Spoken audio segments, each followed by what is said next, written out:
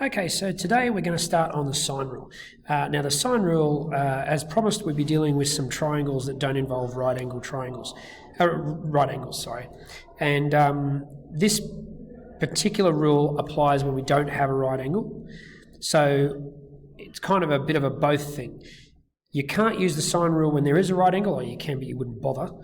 And SOHCAHTOA has no place unless there is a right angle. So once we've got a triangle like the one here below that doesn't have a right angle in it, we immediately know we can't use SOHCAHTOA because we don't have a right angle. So what we need to do is come up with ways to solve triangle problems when there isn't a right angle, because let's face it, right angle triangles aren't everywhere.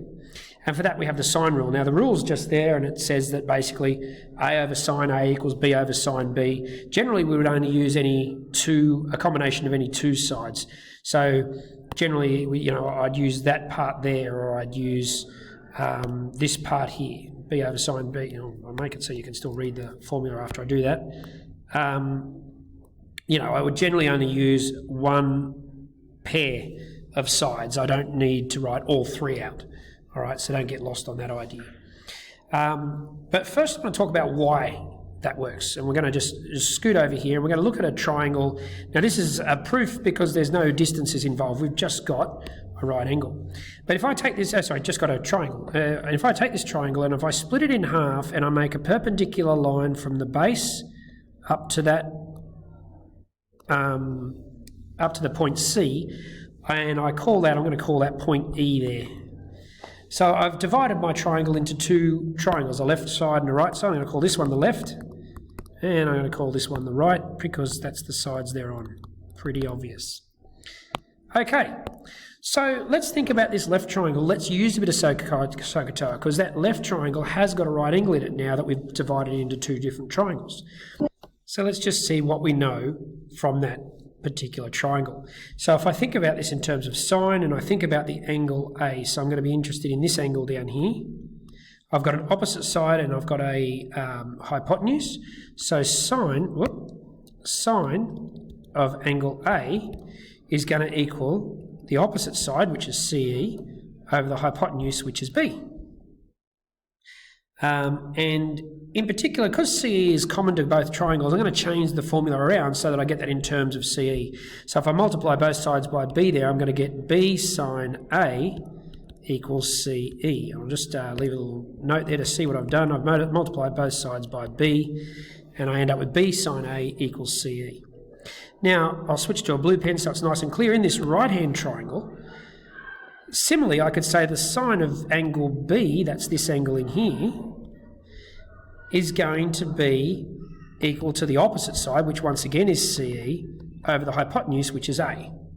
And once again, just like before, if I multiply both sides by A, I'm going to get CE on its own. So I'm going to end up with A sine B equals CE. Now, very important with these questions that you'll see I use a little letter for the side and a big letter for the angle. All right, it's a generally accepted way of doing things, so try and keep with that. So little lowercase letters are for distances, uppercase letters are for angles. So now I can sort of marry these two together and say, well, if A sine B equals CE and B sine A equals CE, then together we must have a situation where B sine A equals A sine B, because they're both equal to CE.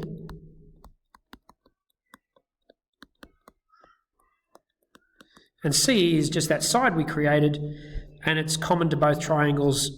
So when I say side CE in the left triangle, it's the same as the same side CE in the right triangle. So if I rearrange that a bit, if I, at this point, divide both sides by B,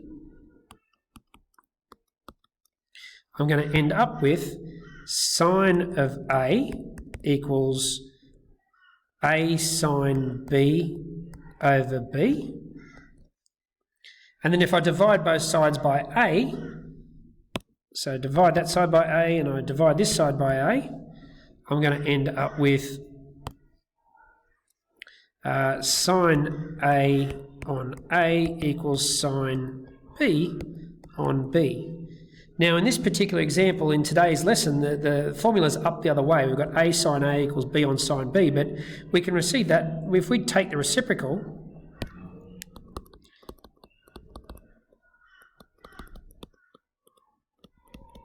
of both sides. Remember, to take the reciprocal just means to flip them, and if we do it to both sides, that won't change the values at all, and we'll end up with A on sine A equals B on sine B. And by doing this, we'll be able to work out, if we kept doing this, we'd be able to work that out for C on sine C as well. But that's the basic proof of concept. So let's get into the nuts and bolts of how to use it. So in order to use this, what we're looking for is an angle and opposite side combination. So here's an angle, there's the opposite side.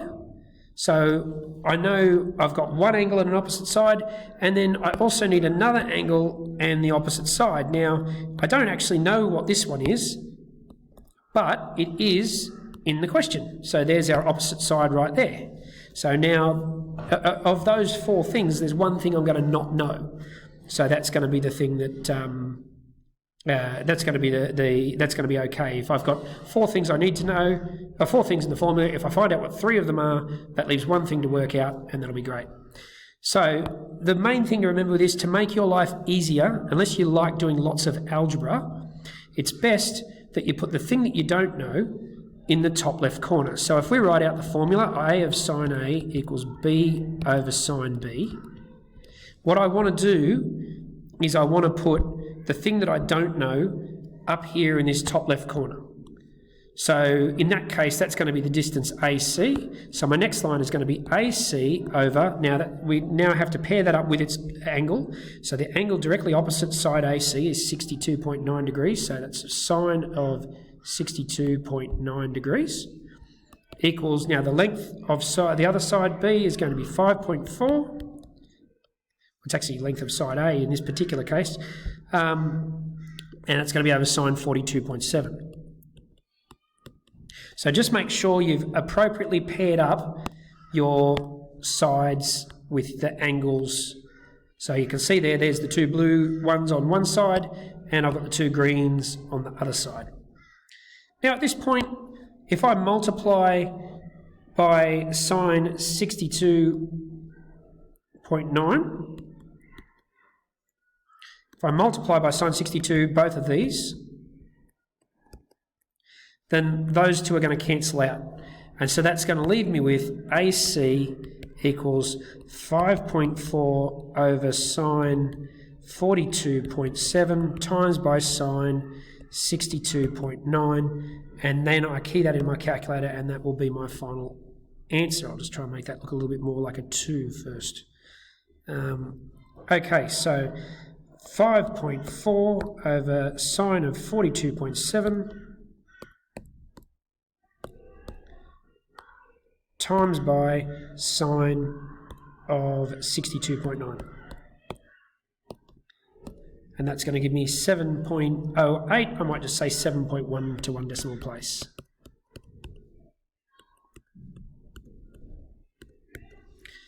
Okay, so let's move on and have another look. Obviously that's how it's worked out. Let's have another look at another one.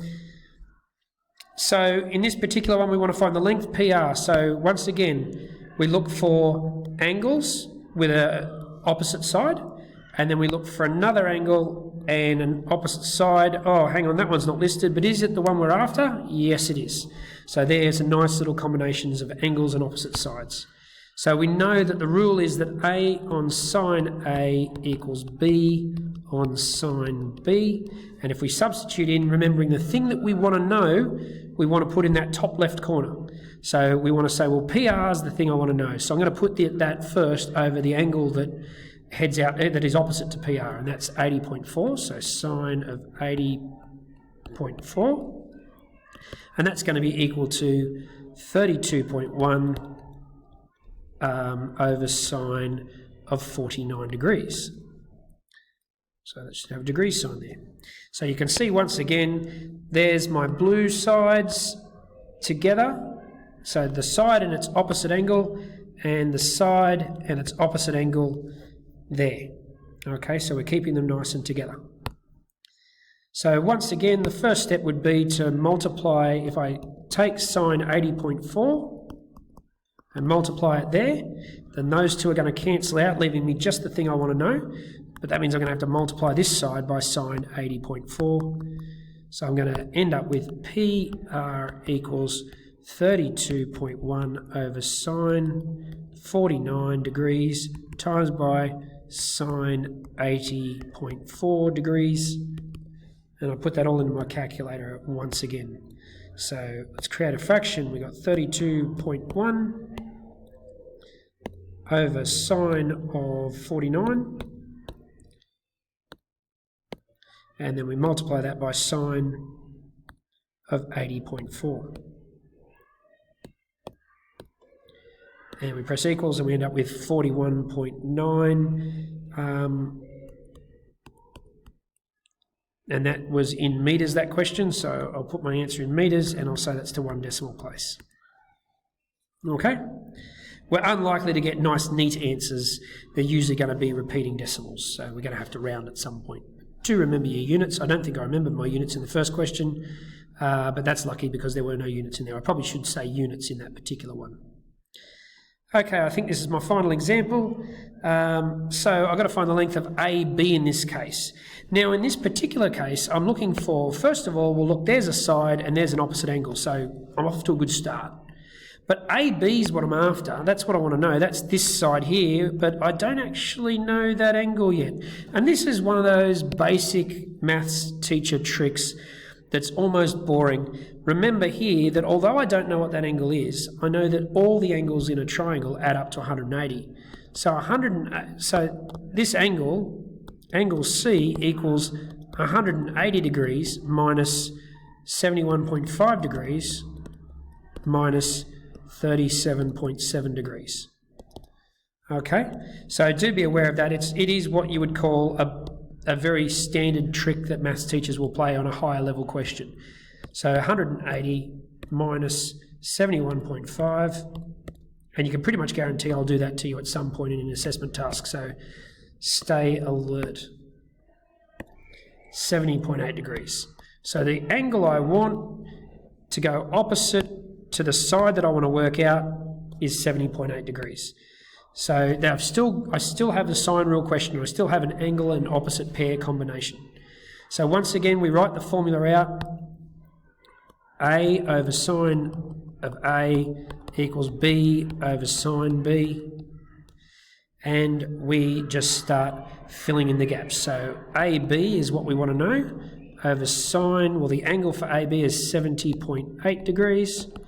And B is 4.6 over sine of 37.7 degrees. And once again, there's our green ones together, there's that pairing together, and there's the pairing of the thing we want to know with the angle that's opposite to it. Okay, so as we go on from there, we're going to end up with multiplying both sides. So I take this, so sine 70.8, and we multiply that. That's going to cancel out there, but I'm going to have to do the same to both sides. So sine 70.8 degrees. So I'm going to end up with AB equals 4.6 over sine 37.7 degrees times by sine 70.8 degrees.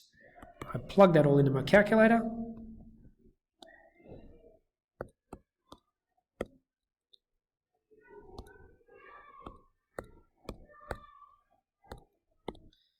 Multiply by sine of 70.8. Gets me 7.1 to 1 decimal place is what it asked for. Lucky I just wrote 7.1. So units to 1 decimal place.